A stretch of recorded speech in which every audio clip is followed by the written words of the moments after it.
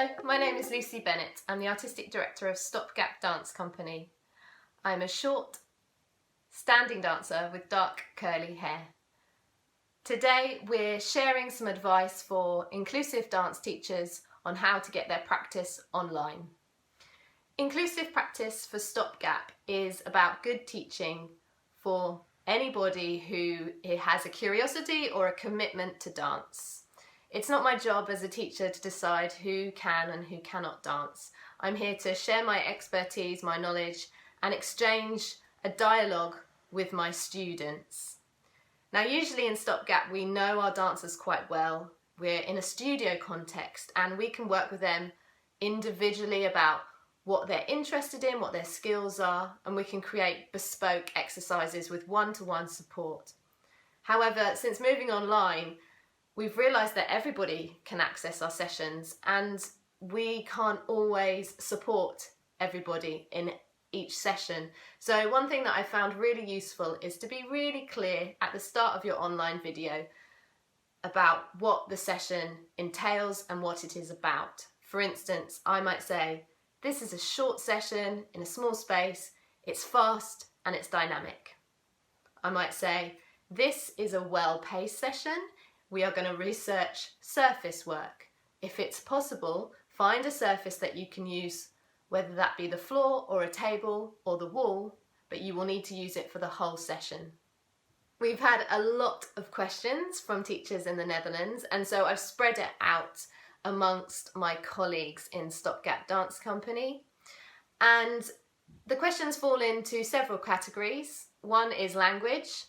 The other one is to do with demonstration, communication, and kind of multiple translations. And the third one is top tips for online activity.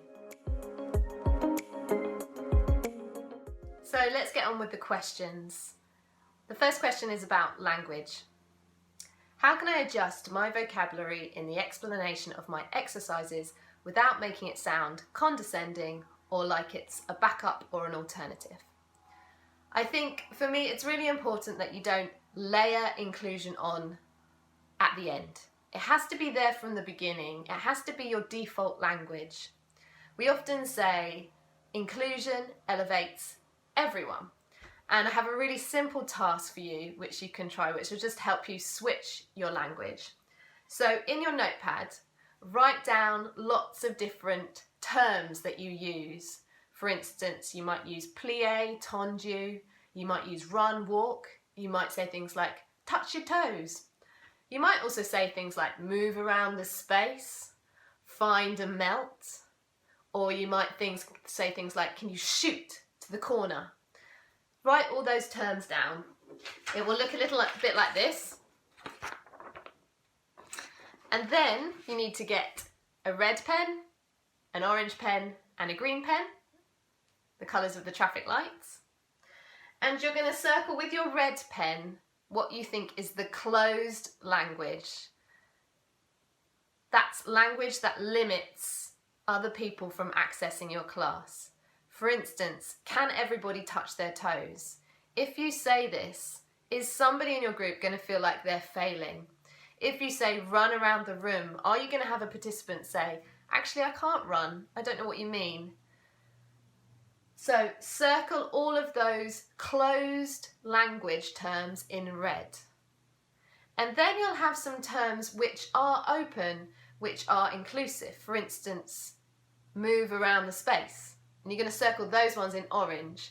And the reason why we circled those ones in orange is they are open, but they're not very detailed. So we want to try and get you talking about detailed language, language that will make everybody in the group understand what you as a teacher want from them. For instance, you might put things down like float, or like I said before, shoot to the corner. These are really clear kind of physical actions and they're very descriptive, and it helps dancers dance from the inside. And then everybody in the group is going to be working much more completely as opposed to just copying the shapes that you're moving. It's really important that you bring everybody up with inclusive language and you don't just use it to make it accessible for the disabled dancers. It's there to make dance accessible. So try and do that task And then you should have a pool of language that you can start to use and grow with your dancers. And remember, if you're worried about the non-disabled dancers not quite understanding because you're not using the traditional terms, remember they have you as a visual cue to watch. They can copy you, whereas somebody who's translating or finding their own version needs a little bit more information to know what it is they've got to transfer to a different part of their body. If you say plie, they may think in their head, well, a plie only happens in the legs. But if you say melt, they can transfer that to any part of their body, and then it also helps the person that is doing a plie with their legs get the sensation of the melt. Can I introduce different languages related to dance so that eventually each student understands another's language without much explanation? Yes, definitely. We do this all the time in Stopgap. We reinvent language. We start a new vocabulary, and it's very kind of personal to the group of dancers that we work with. Often if I'm working with Chris Pavia, who has a learning disability, he titles the moves himself, and it really helps him remember them, and he often references movies, which again just creates that buzz and that motivation for dancing. It's quite great when you say move like the Mission Impossible back bend, how suddenly Chris sends his head right back down to the floor. You know, he really embodies Mission Impossible. So yes, reinvent language, create a new vocabulary, and make it really personal to your group of dancers. So I'm going to finish with a short guideline that will help you when you're starting to create exercises for a diverse group of dancers. It's the acronym FOLDS. F is for flow. So really consider flow when you are creating your exercises, and consider the fact that everybody's flow is different.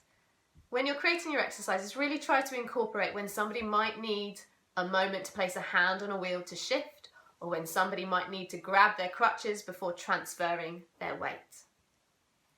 The second two letters are O and L for open language. This is vital. Start practicing now, open language, make it your default language.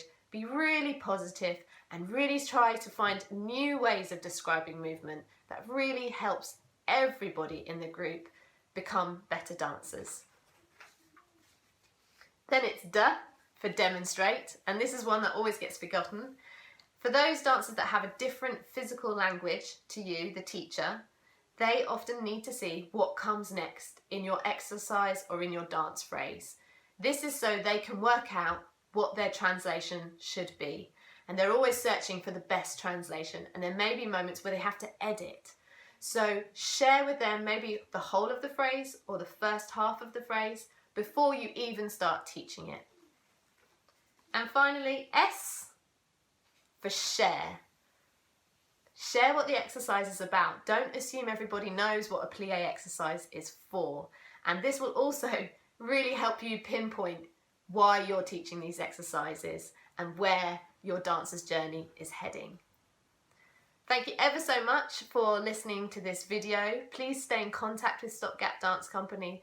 There's lots of information on our website, and we regularly blog and vlog about inclusive dance practice.